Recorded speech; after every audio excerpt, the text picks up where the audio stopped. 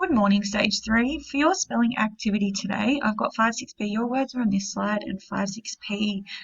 You need to refer to your words from your list on this slide. And then if you click to the next slide, this is your activity for today. So I've got a little table, and we are looking at synonyms and antonyms. So there's a little key up here for you to refer to if you get confused during this activity. So if you look at synonyms, synonyms are a word that have the same meaning to a spelling word or similar, as close as. An antonym is a word that means the opposite. So I've done an example for you down here, and from one of my words on my spelling list, I've chosen the word selection. So I've put the spelling word goes in this box down here. So you'll have 1, 2, 3, 4, and then also 1, 2, 3, 4. So you can choose 8 different words. The spelling words go in there.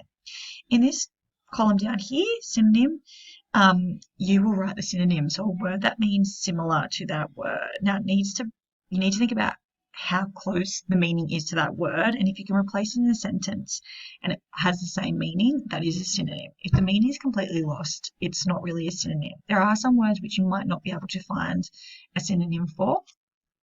So this task might be a little bit tricky for you for some of your spelling words, especially maybe in the husky section. I would, if you can't find any synonyms or antonyms for one of your spelling words, you can always choose one that is not in your list for this activity, just to make it a little bit easier for you to complete. And then in this box here, you've got an antonym. So I've chosen the word selection. A synonym for the word selection will be choice. So if I've got a selection of pencils to choose from, I've also got a choice of pencils to choose from. And my antonym would be exclusion, meaning I don't have anything to choose from. It's excluded. So I'd like you to complete this activity. You need to choose 8 words from the spelling list down here, synonyms down here, and antonyms down in these columns. All right, off you go, guys.